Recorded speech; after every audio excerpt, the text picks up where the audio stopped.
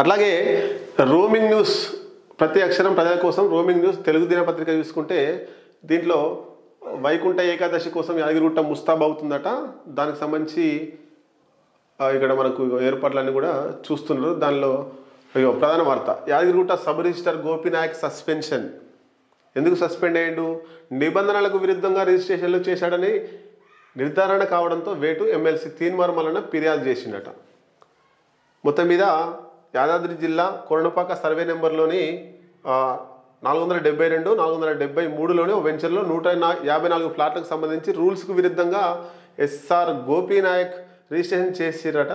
మొత్తం మీద ఫిర్యాదు తీన్మార్ మల్లన్న ఫిర్యాదు చేస్తే ఆయనను సబ్ రిజిస్టర్ గోపీనాయక్ను సస్పెండ్ చేసిర్రు.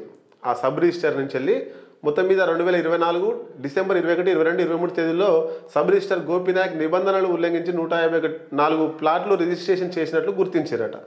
సెక్షన్ 257 నిబంధనలకు విరుద్ధంగా నాన్ లేఅవుట్ కింద 154 డాక్యుమెంట్లు రిజిస్ట్రేషన్ చేశారని విచారణ బృందం నిర్ధారించి కమిషనర్కు రిపోర్ట్ చేశారు. విచారణ బృందం సమర్పించిన నివేదిక ఆధారంగా రూల్స్ బ్రేక్ చేసి రిజిస్ట్రేషన్లు చేసిన సబ్ రిజిస్టర్ గోపీనాయక్పై కమిషనర్ సస్పెండ్ చేశారు. ఇది జరిగింది. దీనికి సంబంధించి మరి ఒక ప్రధాన వార్త ఒక ఛానల్లో, తర్వాత ఒక పేపర్లో, ఈ రెండిట్లలో ఒక ఉమ్మడి నల్గొండ జిల్లాకు సంబంధించినటువంటి ఒక కాంగ్రెస్ ఎమ్మెల్యే మీద విషం చిమ్ముతున్నాయి. మరి ఆ విషయం వెనుక ఏం దాగి ఉండొచ్చు అనేటువంటిది మేము ముందుకు తీసుకొచ్చే ప్రయత్నం చేస్తాం.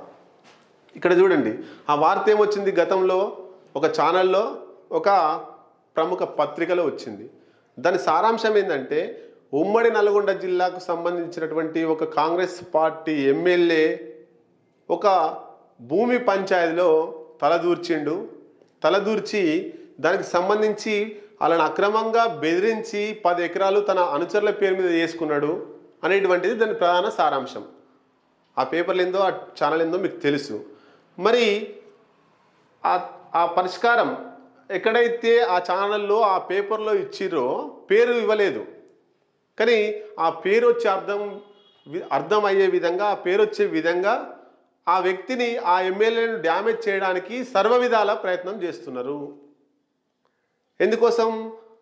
ఇప్పటి నుండి ఖచ్చితంగా ఆ వ్యక్తిని టార్గెట్ చేస్తే ఇంకా 4 సంవత్సరాలు ఉంది. 4 సంవత్సరాల్లో ఆ ఎమ్మెల్యే మీద బురద జల్లి చేస్తే వచ్చేసారి ఆ కాన్స్టిట్యున్సీలో నేను ఎమ్మెల్యే కావచ్చు అని చెప్పేసి ఒక ఛానల్ నడిపే వ్యక్తి దాంట్లో విష ప్రచారం చేస్తున్నట్టు మనకు కనబడతా ఉంది.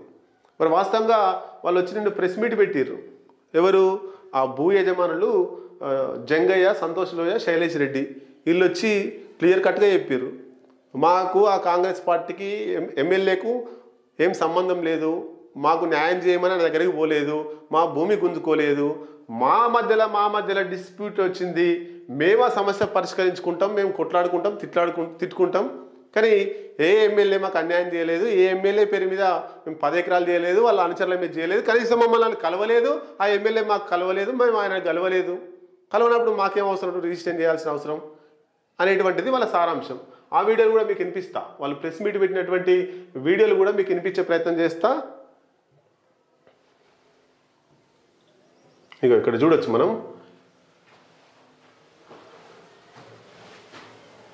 నమస్తే, నా పేరు జగయ్య యాదవ్.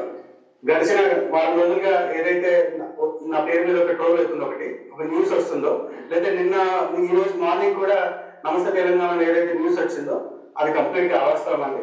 నేను దానికి సంబంధిత క్లారిటీలు అందిస్తాను. నేను ఎవ్వరు ఏ ప్రజాప్రతినిధులు దగ్గరికి వెళ్ళలేదు, దీంట్లో ఏ డిస్ప్యూట్ జరగలేదు. మాకు ఇంటర్నల్ చిన్న ప్రాబ్లం అనేది, ఆ ఇంటర్నల్ ప్రాబ్లం కాస్త అది బయటకు వచ్చి వేరెవరి బయట పడుతున్నట్టుంది. దీంట్లో ఎట్లాంటిది ఎవరి ప్రభావం లేదు, నేను ఎవరి దగ్గరికి వెళ్ళలేదు. నా సంస్థ పేరు స్వయం స్వయం.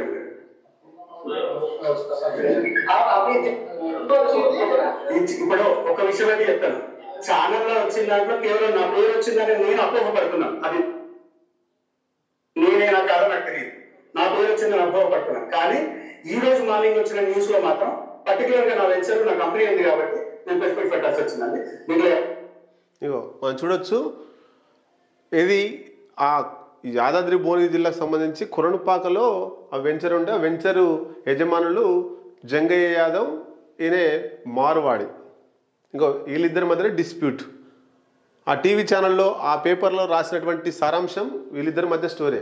ఇగో ఈయన జంగయ్య యాదవ్, ఈయనకు సంబంధించినటువంటి కొన్ని ఎకరాల భూమికి ఈయన డబ్బులు ఇచ్చిండు, ఈయన దగ్గర తాకట్టు పెట్టిండు. ఇద్దరు గొడవైంది. గొడవ అయితే ఎమ్మెల్యే దగ్గరికి పోయారు. ఎమ్మెల్యే వీళ్ళని బెదిరించి 10 ఎకరాలు అక్రమంగా తన పేరు మీద చేసుకున్నాడు, తన అనుచరుల పేరు మీద చేసుకున్నాడు అని చెప్పేసి. నిజంగా ఆ పేపర్ కావచ్చు, ఛానల్ కావచ్చు, నిజంగా ఎమ్మెల్యే అనుచరులుగా ఎమ్మెల్యే ఎవరైతే ఆ 10 ఎకరాలు వీళ్ళని బెదిరించి చేసుకున్నారో ఆ డాక్యుమెంట్లు బయట పెడితే అయిపోతుంది కదా. రిజిస్ట్రేషన్లో ఇప్పుడు ప్రజెంట్ నవ్వు వస్తాయి తీస్తే ఎవరి పేరు మీద అయింది అనేది. వాళ్ళు ఎమ్మెల్యే అనుచరులా కాదా తేలిపోతుంది. కానీ ఈ విష ప్రచారం అంతా కూడా ఎమ్మెల్యేని టార్గెట్ చేస్తున్నారు.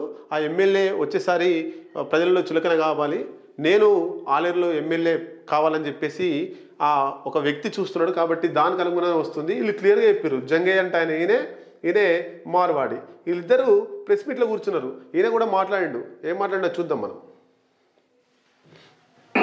ये देख के हमारे को तकलीफ हुआ, इसलिए प्रेस मीट लगाए हम लोग क्लैरिफाई करने के लिए।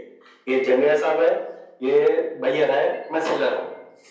तो लैंड हम इनको बेचे, रजिस्ट्री किए। हम दोनों मिलकर 2018 से वेंचर कर रहे थे पार्टनर से इंटरनली, और भी 2 जने है। तो हम लोग इंटरनल मैटर है, हम तो इनको लैंड बेचे, हम लिए लैंड, बाकी इसमें कोई किसी का रोल नहीं है यहाँ पे। पेपर में आए सो देखेगा ये పేపర్లో వచ్చినటువంటి క్లిప్ చూపిస్తారు. ఆ పేపర్లో సాక్ష్యాధారాలు లేకుండా ఆరోపణలు చేస్తూ రాసిర్రు. అది आज तक जिंदगी में एमएलए साहब से मिला ही नहीं, ना बात हुई मेरी। एमएलए साहब से क्या, मैं पीएच भी आज तक नहीं गया। कहा था मैं वो भी नहीं मानता, तो इसमें जो बोले ना उसको वीडियो आया, पुलिस वाले मेरे को धमकी दी है। मेरा कॉल का पूरा चेक कर लो, कोई पुलिस का मेरा फोन नहीं है, मैं उनको मिला नहीं, कभी हुआ नहीं। ये देख के हम सरप्राइज हो गए, क्यों बदनाम कर रहे हैं किसी बड़े आदमी को, जो भी है।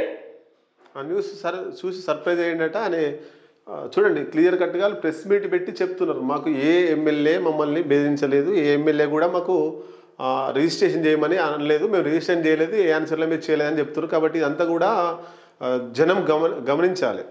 ఎవరిని బదనాం చేయడానికి ఎవరు వస్తున్నారు, వాళ్ళ వెనుక వార్తల వెనుక, కథనాల వెనుక ఎవరి ప్రయోజనం దాగుంది, ఎవరికి అనుకూలంగా వార్తలు వస్తున్నాయి, ఎవరిని డ్యామేజ్ చేయడం కోసం వార్తలు వస్తున్నాయి అనేటువంటిది జనాలు గమనిస్తూనే ఉన్నారు. ఇట్లా న్యూస్లు ఉన్నాయి. ఇంకా మంచి మంచి వార్తలతో రేపు మీ ముందుకు మార్నింగ్ న్యూస్లో వస్తాం. అంతవరకు నమస్తే.